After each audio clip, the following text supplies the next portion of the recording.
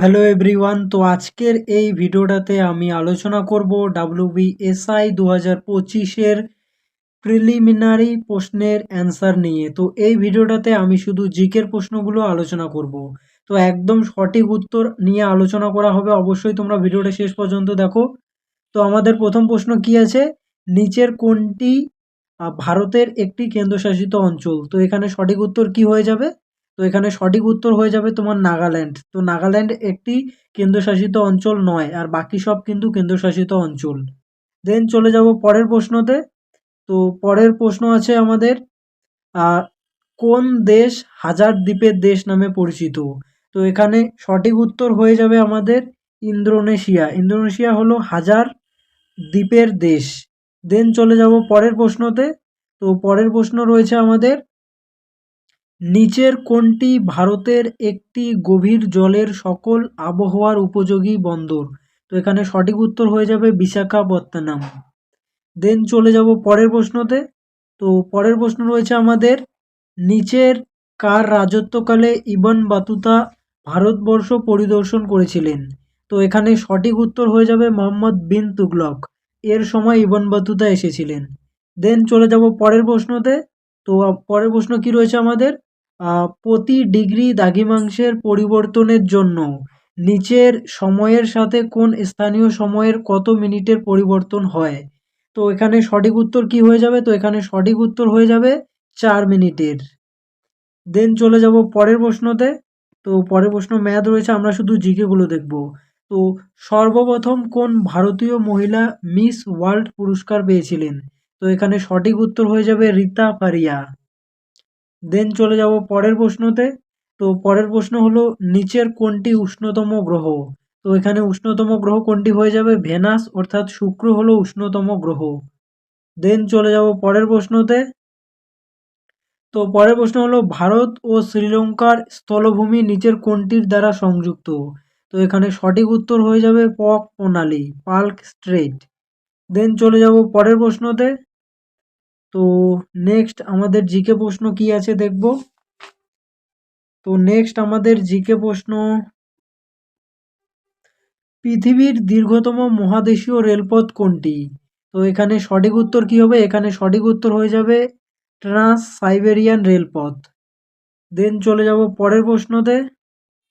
তো পরের প্রশ্ন হলো আমাদের, বুল অ্যান্ড বেয়ার শব্দগুলি ব্যবহৃত হয়? তো এটি হয়ে যাবে স্টক এক্সচেঞ্জে। দেন পরের প্রশ্ন। তো পরের প্রশ্ন হলো, ভিটামিন B12 সব থেকে বেশি প্রতিরোধ করে? তো এখানে সঠিক উত্তর কি হবে? এখানে সঠিক উত্তর হয়ে যাবে রক্ত অল্পতা। দেন পরের প্রশ্নতে চলে যাব। তো পরের প্রশ্ন দেখি আমাদের কোথায় জিকে আছে, এই যে জিকে প্রশ্ন চলে এসেছে। তো পরের প্রশ্ন হলো আমাদের, মহাত্মা গান্ধী সম্পাদক ছিলেন কোন পত্রিকার? তো এখানে সঠিক উত্তর হয়ে যাবে ইয়ং ইন্ডিয়া পত্রিকার সম্পাদক ছিলেন মহাত্মা গান্ধী। দেন চলে যাব পরের প্রশ্ন। তো পরের প্রশ্ন হলো, নিচের কোন যন্ত্রটি উচ্চ তাপমাত্রায় পরিমাপ করে? উচ্চ তাপমাত্রা পরিমাপ করে কোন যন্ত্র? তো এখানে সঠিক উত্তর হয়ে যাবে পাইরোমিটার। দেন পরের প্রশ্ন। পরের প্রশ্ন হলো আমাদের, নিচের কোন রাসায়নিকটি ফটোগ্রাফির জন্য প্রয়োজনীয়? তো এখানে সঠিক উত্তর কি হবে? সঠিক উত্তর হয়ে যাবে সিলভার ব্রোমাইড। দেন চলে যাব পরের প্রশ্নতে। তো পরের প্রশ্ন কি রয়েছে, নিচের কোনটি বয়স নির্ধারণ করতে কার্বন ডেটিং পদ্ধতি ব্যবহার করা হয়? তো এখানে সঠিক উত্তর হয়ে যাবে জীবাশ্ম, অর্থাৎ ফসিল। দেন পরের প্রশ্ন। পরের প্রশ্ন একদমই ইজি প্রশ্ন, নিম্নলিখিত কোন নেতার জন্মদিনকে ভারতে শিক্ষক দিবস হিসেবে উদযাপন করা হয়? তো এখানে সঠিক উত্তর হয়ে যাবে ডক্টর এস রাধাকৃষ্ণান। দেন পরের প্রশ্নতে চলে যাব। তো পরের প্রশ্ন হলো, ভারতের প্রথম মুখ্য ইলেকশন কমিশনার কে? তো এখানে সঠিক উত্তর হয়ে যাবে সুকুমার সেন। দেন পরের প্রশ্ন। পরে এটা কি, ও এটা হচ্ছে তোমার জিআই এর প্রশ্ন। দেন রাজ্যসভার চেয়ারম্যান। তো এই প্রশ্নটা কিন্তু অনেকেই ভুল করেছে। তো রাজ্যসভার চেয়ারম্যান, এখানে সঠিক উত্তর কি হয়ে যাবে? পার্লামেন্টের উভয় কক্ষের দ্বারা নির্বাচিত হয় রাজ্যসভার চেয়ারম্যান। দেন পরের প্রশ্ন। তো পরের প্রশ্ন হলো, ব্যবসায়িকভাবে সোডিয়াম কার্বনেট যে নামে পরিচিত তা হলো। তো এখানে সঠিক উত্তর কি হয়ে যাবে? খাবার সোডা। দেন চলে যাব পরের প্রশ্নতে। তো পরের প্রশ্ন হলো পোমোলজি। পোমোলজি হচ্ছে কি? এটা মানে কি? স্টাডি অফ পোমোলজিকে কি বলে? তো এখানে সঠিক উত্তর হয়ে যাবে ফল সংক্রান্ত বিদ্যা। Study of fruits is called pomology. Then চলে যাব পরের প্রশ্নতে। তো পরের প্রশ্ন হলো গঠন প্রক্রিয়া অনুযায়ী নিচের কোন শিলা আদিতম? তো এখানে সঠিক উত্তর হয়ে যাবে আগ্নেয় শিলা।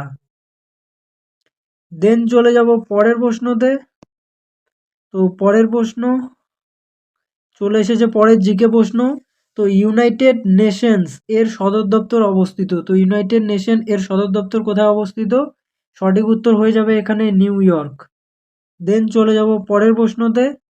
তো পরের প্রশ্ন হলো কোন দেশ আমেরিকাকে স্ট্যাচু অফ লিবার্টি উপহার দিয়েছে? তো এখানে সঠিক উত্তর হয়ে যাবে ফ্রান্স। দেন চলে যাব পরের প্রশ্নতে।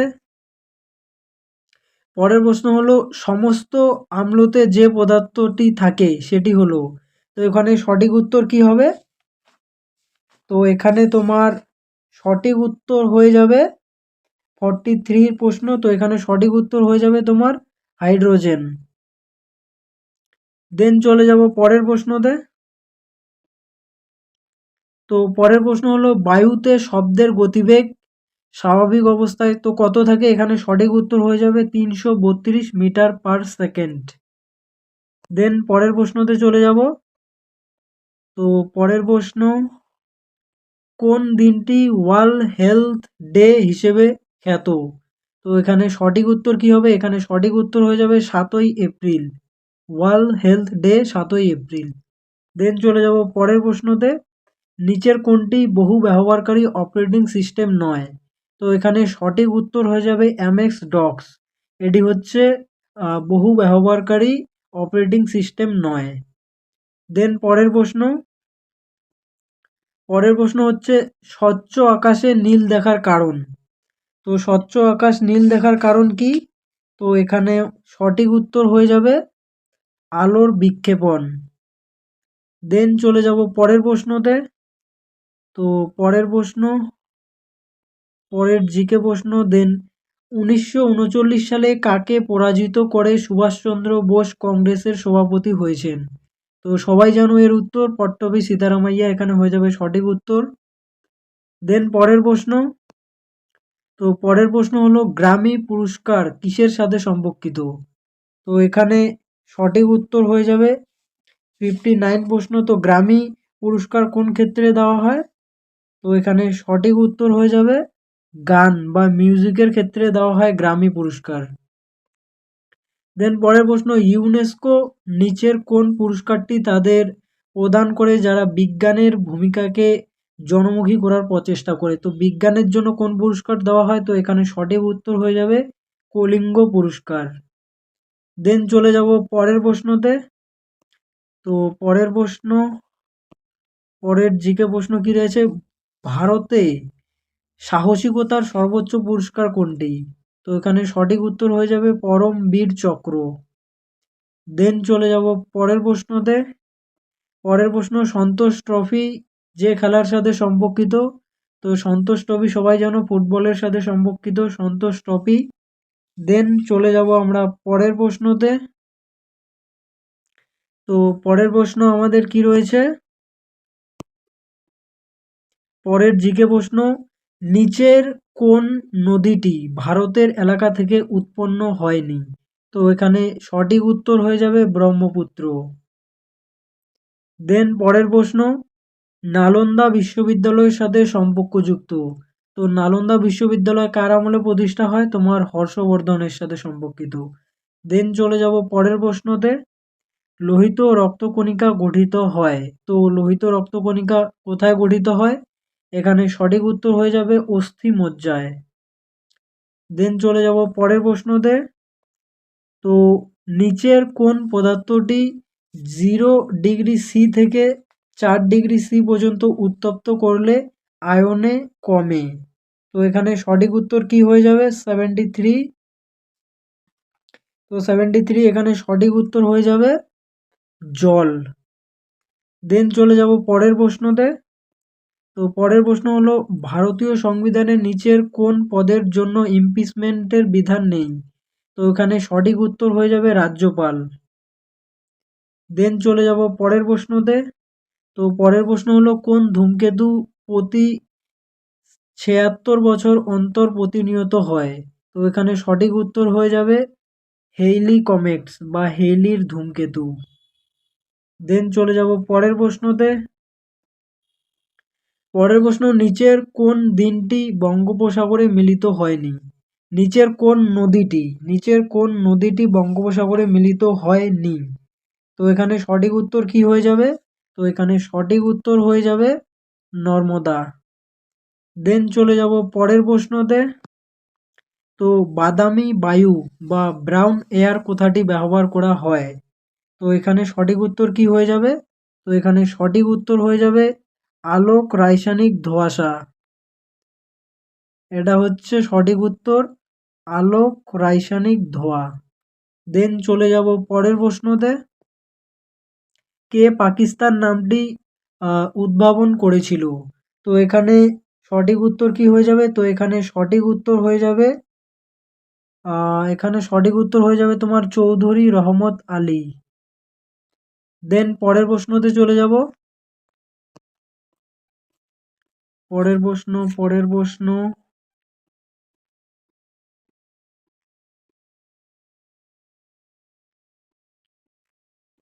দেন পরের প্রশ্ন হচ্ছে আমাদের ভারতীয় সংবিধানের কততম সংশোধন ভারতের লোকসভা ও বিধানসভায় ভোটাধিকারের বয়স ২১ বছর থেকে কমিয়ে ১৮ বছর করেছে? তো এখানে সঠিক উত্তর কি হয়ে যাবে? ৬১তম সংবিধান সংশোধনীতে ভোটের বয়স কমিয়ে ২১ থেকে ১৮ করা হয়। দেন চলে যাব পরের প্রশ্নতে।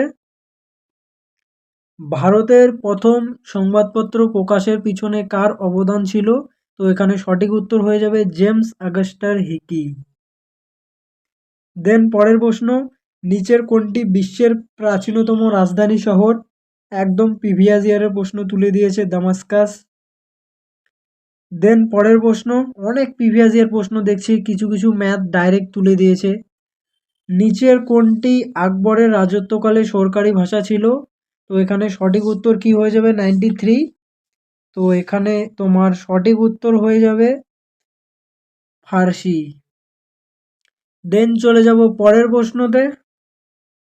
পরে কোন বস্তু পৃথিবীর কেন্দ্রে ওজন হলো? কোনো বস্তুর পৃথিবীর কেন্দ্রে ওজন হলো? তো এখানে সঠিক উত্তর হয়ে যাবে 0। দেন চলে যাব পরের প্রশ্নতে। পরে কি প্রশ্ন আছে? ও আছে। অপারেশন সিন্দুর শুরু হওয়ার সময় নিম্নলিখিত কোন ব্যক্তি ইউএন সিকিউরিটি জেনারেল ছিলেন? তো এখানে সঠিক উত্তর হয়ে যাবে অ্যান্টোনিও গুটারেস। দেন পরের প্রশ্নতে চলে যাব। পরের প্রশ্ন হলো পৃথিবীর বায়ুমণ্ডলে সবচেয়ে বেশি পরিমাণে যে পদার্থ পাওয়া যায়, তো কোন পদার্থ সব থেকে বেশি পরিমাণে পাওয়া যায়? তো এখানে সঠিক উত্তর হয়ে যাবে নাইট্রোজেন। দেন চলে যাব পরের প্রশ্নতে।